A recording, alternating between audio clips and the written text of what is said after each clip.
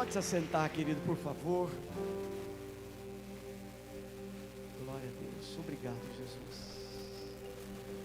Diga comigo: aos pés de Jesus. Tem uma mulher na Bíblia que é citada poucas vezes, mas todas as vezes que ela é citada, ela está aos pés de Jesus. Valendo o carro do pastor Douglas, quem seria essa mulher? Ai, pode. A esposa já falou, tá vendo? Ó, tá de olho no carro do marido, né? Maria, irmã de Marta e de Lázaro, também conhecida como Maria de Betânia. Vamos ler aqui esses 3 versículos, que são citações a respeito dela. Primeiro nós vamos começar com Lucas capítulo 10, versículo 39. Lucas 10, 39.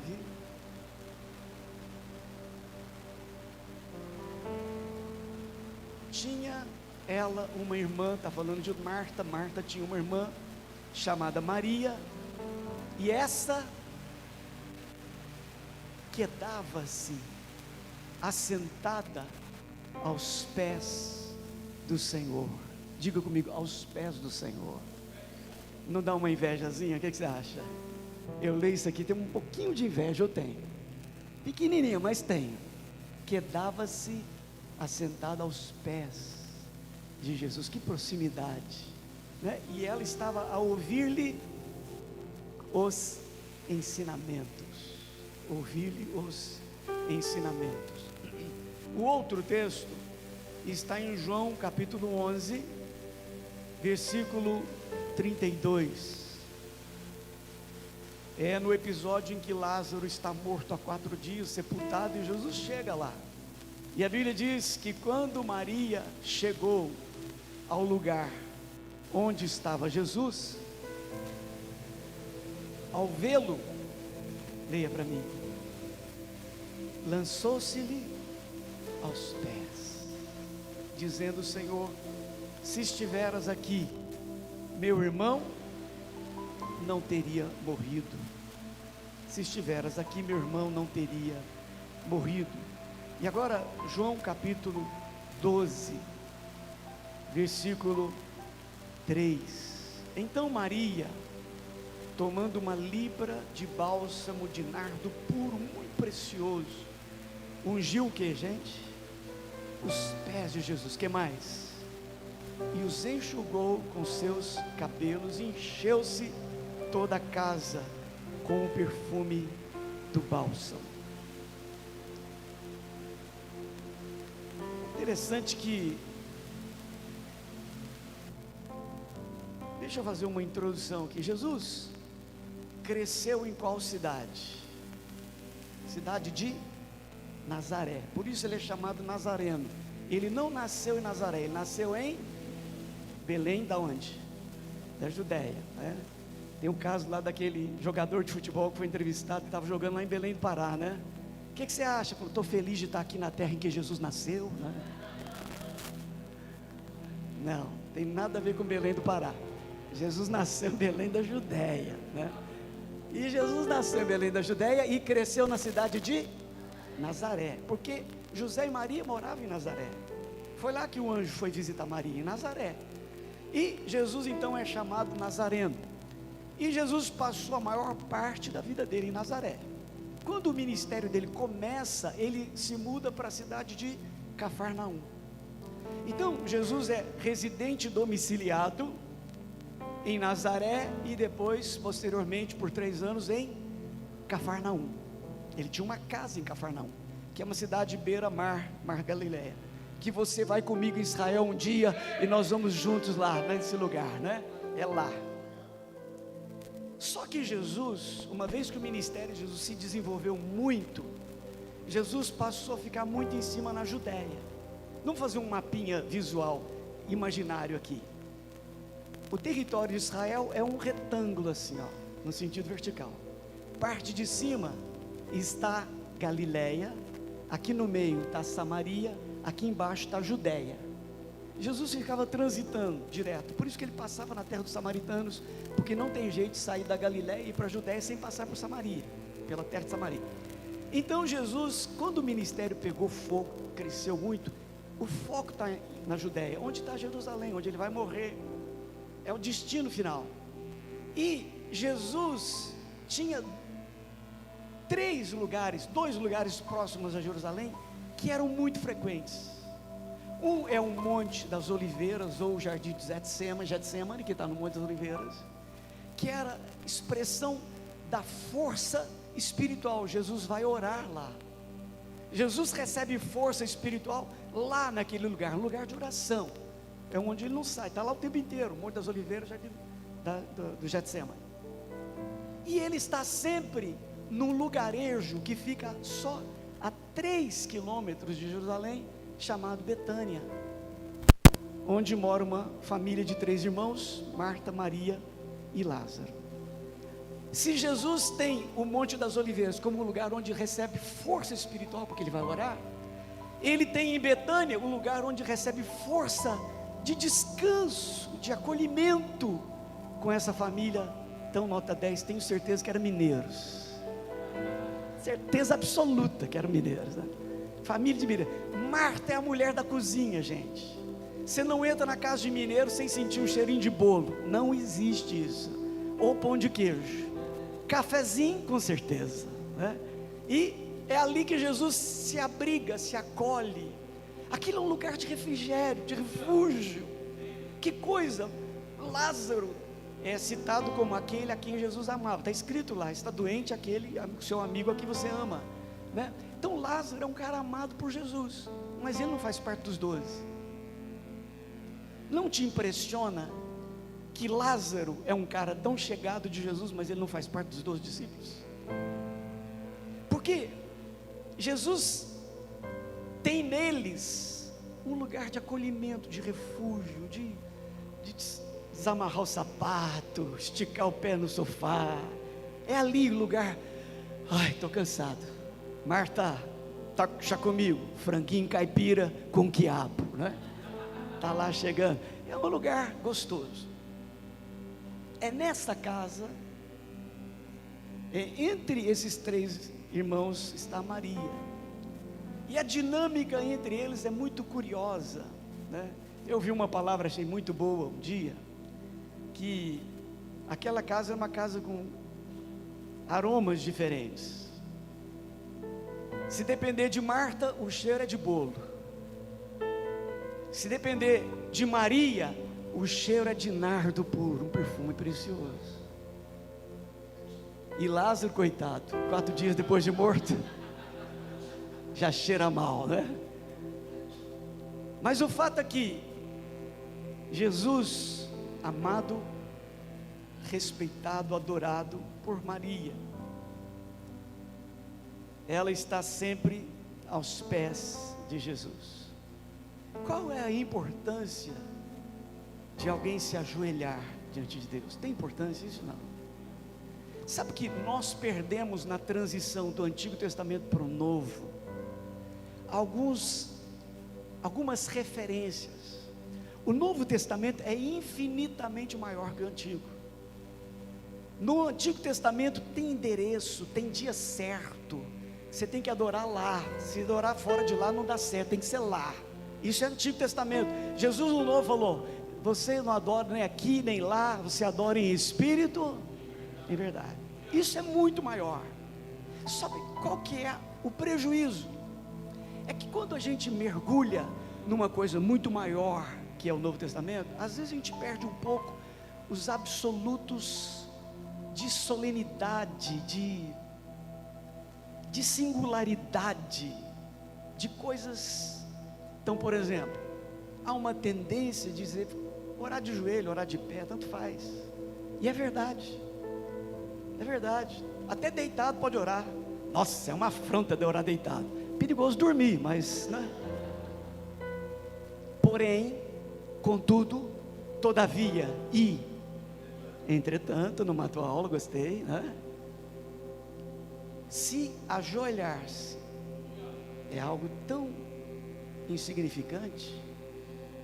Por que o diabo pede que Jesus se ajoelhe diante dele? Por que Jesus refuta isso? Porque a pessoa vai dizer, não, estou ajoelhado só que fisicamente, não quer dizer nada. Por que os 3 amigos de Daniel preferem morrer a se ajoelharem? Por que a Bíblia diz que diante de Jesus se dobrará todo o joelho? Alto lá, alto lá. Você não está preso em rituais, em lugares, meu irmão, mas não menospreze a grandeza de se ajoelhar, não menospreze isso. Existe uma coisa tão poderosa nesse gesto, é muito mais do que um símbolo. Eu estou me curvando,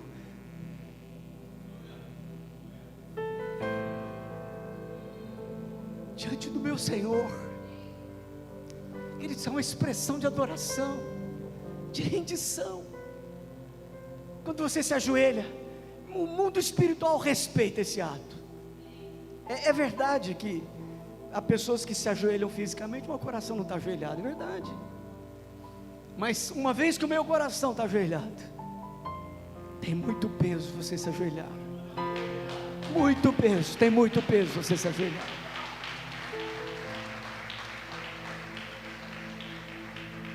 Daniel se ajoelhava 3 vezes por dia. A Bíblia fala isso com todas as letras. E sabe o que mais me impressiona de Daniel se ajoelhando 3 vezes ao dia? Não é só que a Bíblia diz isso a respeito dele, os inimigos dele dizem isso. Eles criam decreto proibindo orar por 30 dias. Quando eles vão denunciá-lo para o rei Dario, procura na sua Bíblia, está escrito aí: esse homem Daniel não respeita o seu decreto, porque 3 vezes por dia ele se ajoelha e ora ao Deus dele. Uau, mas vocês estão de olho no joelho do cara. Que coisa, claro, o mundo espiritual está afrontado. Tem um homem que se curva, tem um homem que se prostra.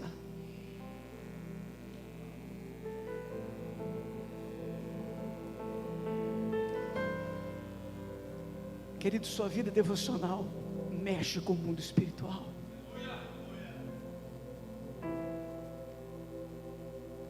Quando você se ajoelha, os demônios fogem. Quando você se coloca de joelhos, meu irmão, o mundo espiritual se reconfigura. Às vezes a gente é muito prático, e eu acho que é muito bom ser pragmático. Meu irmão, não fica enrolando, vai, o que tem que fazer, faz mesmo.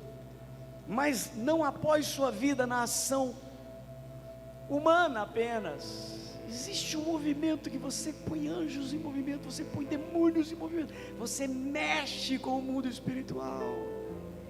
Amém, povo de Deus? Então, fechando essa introdução, a palavrinha hebraica para abençoado é barak, e a palavrinha hebraica para ajoelhado é barak também, só tem um Hzinho depois. A raiz das duas é a mesma.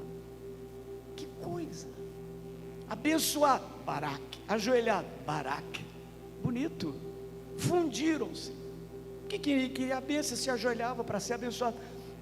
As coisas se misturaram na língua hebraica. Bonito, belíssimo. E eu profetizo você barak. Não sei qual dos dois, você que escolhe, né? Se é o barak ajoelhado ou se é o barak abençoado. Os dois, em nome de Jesus, não é? E eu quero declarar que essa é a semana do barak. Quem quer comigo eleger essa semana? É a semana do barak, em nome de Jesus. Ajoelhado e abençoado. Profetizo para o seu vizinho: ajoelhado e abençoado, em nome de Jesus. Meu Deus. Então vamos entrar nos 3 momentos aqui. Volta no primeiro texto, por favor, mídia. Lucas, alguma coisa, vai. Lucas 10, 38 em diante. Vamos ler o texto inteiro. Estou vendo muitas Marias aos pés de Jesus aqui. Indo eles de caminho, entrou Jesus num povoado, e certa mulher chamada Marta hospedou-o na sua casa. Marta era mais velha, tenho certeza, colérica, mandona. menino, Lázaro, limpou os pés. Marta é a bambambam. Tinha ela uma irmã chamada Maria, e esta quedava-se ao sentado aos pés do Senhor, a ouvir-lhe os mandamentos, os ensinamentos.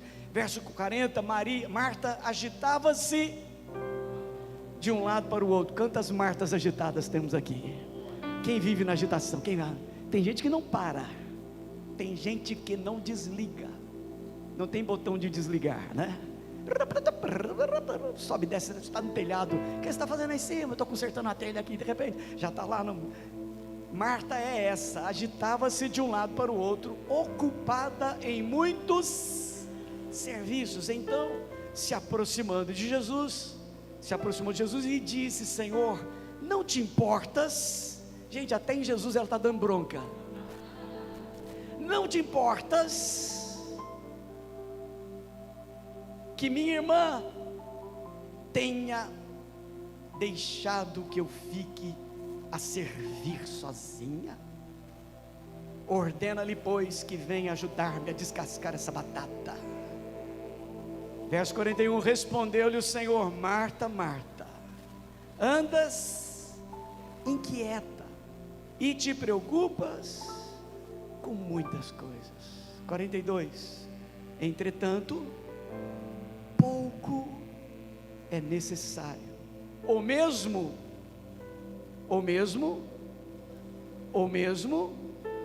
uma só coisa. Maria, pois, escolheu. Por isso que vocês não estão respondendo aqui, né?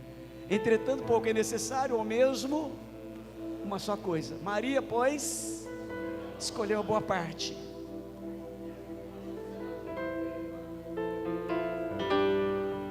Pode aplaudir o Senhor. Que coisa. Maria escolheu a boa parte, e essa não lhe será tirada. Essa não lhe será tirada. É muito comum que haja um movimento ao redor de quem está aos pés de Jesus, tentando tirá-lo de lá. Jesus está dizendo: essa não lhe será tirada. Maria, qual que é o verbo que está ali, gente? Maria escolheu. Uau! Esse escolheu entrou igual uma espada hoje no meu coração.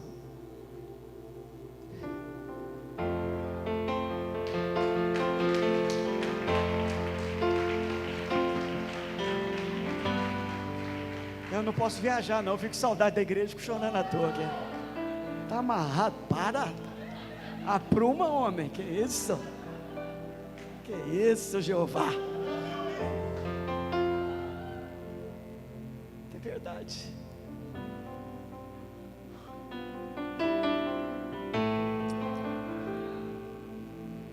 Ela escolheu a boa parte.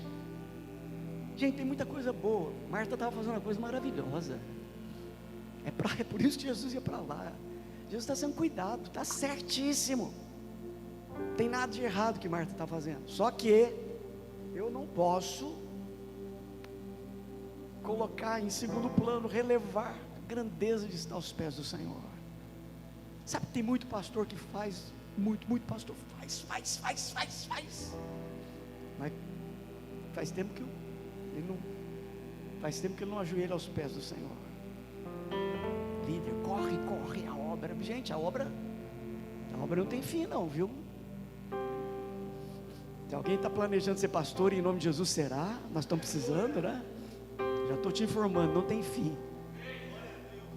Muito trabalho, muito desafio, né? Mas eu não posso trocar uma coisa pela outra. Eu preciso estar aos pés do Senhor para ganhar força, para ouvi-lo. Ela se quedava aos pés do Senhor para ouvir-lhe os ensinamentos. Meu Deus, gente, não é que Marta não valorizava a palavra, não. Você lê o capítulo 11 de João, você fica impressionado. Marta era uma teóloga. A conversa dela com Jesus é de alto nível. Ela sabe, se eu estiver aqui, meu irmão não teria morrido, sua presença é mais forte que a morte. Eu sei que se o Senhor orar, ele pode voltar a viver sua oração mais forte que a morte. Ah, seu irmão vai ressuscitar, eu sei que ele vai reviver no último dia. Até de escatologia essa mulher sabe, irmão. Então Marta ouvia também, não é que ela não ouvia, só que ela estava começando, a balança dela estava começando a dar uma desequilibrada. Então Jesus fez questão de deixar isso na palavra, para dizer para você: o lugar da sua força é aos meus pés. O lugar da sua força é aos meus pés. O lugar da sua força é aos meus pés. O lugar da sua vitória é aos meus pés. O lugar da sua unção é aos meus pés. O lugar de me ouvir é aos meus pés. Tem gente que não ouve a Deus. Meu irmão, você pode pregar a palavra mais poderosa, a pessoa não ouve a Deus, porque o coração não tem quietude para ouvir a voz de Deus. Então não tem jeito. Importantíssimo, meu Deus. Quando eu me converti, Deus foi me dando experiências de busca, de derramar o coração aos pés de Deus, do Senhor. E eu comecei a me ajoelhar muito. Eu ficava muito tempo ajoelhado, com a cabeça no chão, com os braços esticados à frente assim. Um dia, eu estava orando, eu fui sentindo a presença de Deus, presença de Deus. Eu sentia que Jesus estava ali. Eu senti que se eu trouxesse a mão para cá, eu ia encostar no pé dele. Não tive coragem de fazer isso. Eu fiquei quietinho do meu jeito, meu Deus. Mas a partir daquele dia, eu sentia todas as vezes que eu me ajoelhava, é como se eu estivesse aos pés dele, que ele estivesse ao alcance da minha mão, os pés dele ao alcance da minha mão. E todo dia eu sentia tanta alegria, meu Senhor, como é bom estar aos teus pés, como é bom estar aos pés do meu Senhor. Amém, gente? Glória a Deus. Então nosso coração começa a ser formatado quando a voz dele começa a entrar em nosso coração, aos pés dele. Amém, gente? O segundo momento, vamos voltar em João capítulo 11, versículos,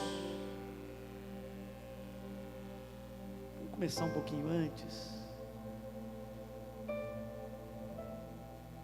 versículo 28, João 11, 28 em diante. Tendo dito isto, retirou-se e chamou Maria, sua irmã. Marta encontrou Jesus primeiro. Aquele episódio em que Lázaro morreu, foi sepultado há 4 dias, Jesus chega depois de 4 dias, Marta, que é a mais afoita, que é a mais colérica, mais agitadona, ela já foi encontrar Jesus lá fora da aldeia, e Maria continua quietinha no canto dela, temperamentos diferentes. Marta vai lá, conversa, aquela coisa toda. Aí Marta vem chamar Maria, Jesus está lá. Tendo dito isso, retirou-se e chamou Maria, sua irmã, lhe disse em particular: o mestre chegou e te chama. 29, ela ouvindo isso, levantou-se depressa e foi ter com ele, pois Jesus ainda não tinha entrado na aldeia, mas permanecia onde Marta se avistara com ele. 31, os judeus que estavam com Maria em casa e a consolavam, vendo-a levantar-se depressa e sair, seguiram-na, supondo que ela ia ao túmulo para chorar. 32, quando Maria chegou ao lugar onde Jesus estava, ao vê-lo, lançou-se-lhe aos pés, dizendo: Senhor, se estiveras aqui, meu irmão não teria morrido. 33, Jesus vendo-a chorar, e bem assim os judeus que a acompanhavam, agitou-se no espírito e comoveu-se, e perguntou: onde o sepultastes? Eles lhe responderam: Senhor, vem e vê. Verso 35, um dos menores versículos da Bíblia, lê para mim.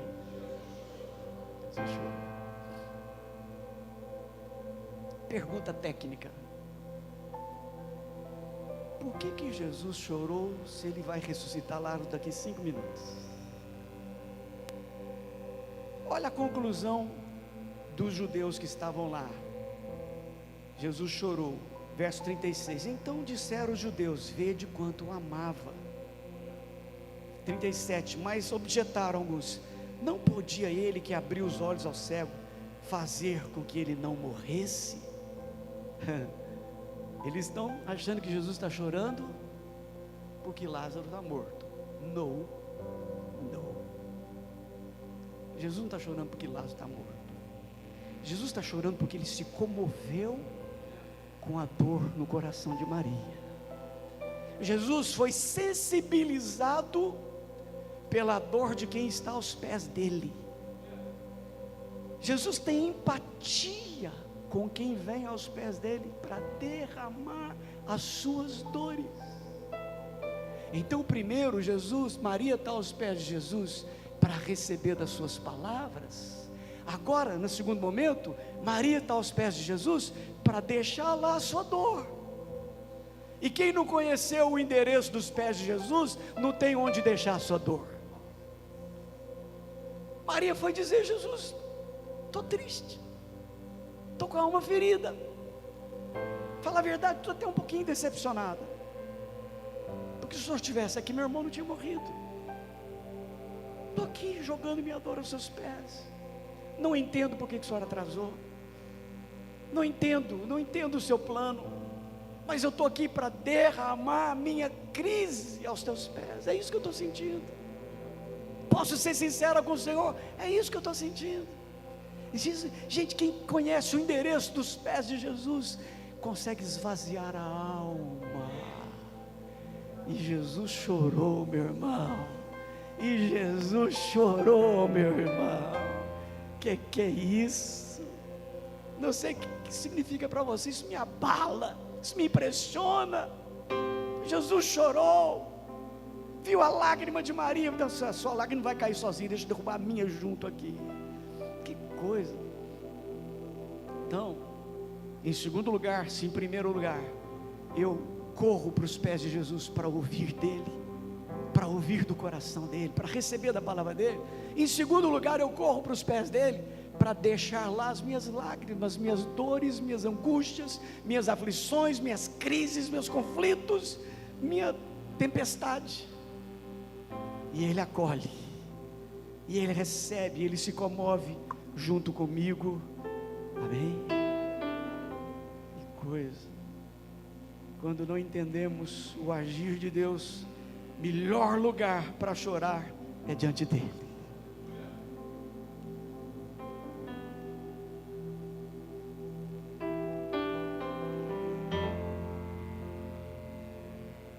Aí vamos para o terceiro momento, terceira experiência de Maria aos pés de Jesus. João capítulo 12, é o amor extravagante, é a gratidão que não tem fim. Quem aprendeu a amar a presença de Jesus e amar a palavra de Jesus, vai ver o poder de Jesus, e vai ter muito desejo de derramar-se, de ir além. Eu quero ir além da média. Ela superou os discípulos. Esse ato dela ultrapassa a mentalidade dos discípulos. Os discípulos não entendem o que Maria está fazendo aqui. Vamos voltar lá no capítulo 12 de João 12, vamos começar do verso 1, vamos até no verso 8. 6 dias antes da Páscoa, 6 dias antes de Jesus morrer, 6 dias antes da crucificação. Jesus foi crucificado na Páscoa. Jesus já deu um cronograma aqui, a Bíblia está dando um cronograma. 6 dias antes da Páscoa, foi Jesus para Betânia, onde estava Lázaro, a quem ele ressuscitara dos mortos. Imagina o bate-papo entre esses dois, gente. O ressuscitado com o ressuscitador. O que você acha? E aí, Lázaro, o que você achou? Uau! Só entre nós dois, não conto nada para ninguém. Como é que foi lá? Foi demais. Quase que eu fiquei triste de voltar, Jesus, mas tudo bem. Foi o Senhor que mandou, eu voltei, né? Quase, mas eu sei que eu vou voltar para lá daqui uns dias de novo, né? Glória. E ele está lá, conversando com o ressuscitado. Verso 2, interessante que Jesus, é como se ele dissesse para Lázaro: Lázaro, você morreu e ressuscitou, daqui uma semana sou eu, tá bom? Está combinado? Né? Só que a minha morte e ressurreição vai abranger a morte e ressurreição de todo ser humano. Vamos lá, ele continua então, verso 2, deram-lhe pois ali uma ceia. Marta servia, para variar, pernil assado, sendo Lázaro um dos que estavam com ele à mesa. Verso 3: então Maria, tomando uma libra de bálsamo de nardo puro, muito precioso, caríssimo, ungiu os pés de Jesus, os enxugou com seus cabelos e encheu-se toda a casa com o perfume do bálsamo. Verso 4: mas Judas Iscariotes, a praga, olha a praga aí, gente, um dos seus discípulos, o que estava para traí-lo, disse: por que não se vendeu? Vou falar com a voz dele: por que não se vendeu? Você já viu aquelas bíblias dramatizadas ou não? Por que não se vendeu esse bálsamo? Quando o personagem é mau, eles põem as vozinhas assim, né? Por 300 denários, e não se deu aos pobres. Isso disse ele, não porque tivesse cuidado dos pobres, mas porque era ladrão, e tendo a bolsa, tirava o que nela se lançava. Tesoureiro safado, né? Verso 7: Jesus entretanto disse: deixa que ela guarde isso para o dia em que me embalsamarem. Opa, que conversa é essa, Jesus? Eu estou indo para a morte, porque os pobres sempre os tendes convosco, mas a mim nem sempre me tendes. Jesus valoriza aquele movimento da mulher, porque ela não sabe mentalmente o que ela está fazendo, ela sabe no coração: eu amo Jesus, eu vou derramar o que eu tenho de mais valioso, eu vou derramar esse nardo precioso. É um valor financeiro gigante e simboliza a núpcia dela.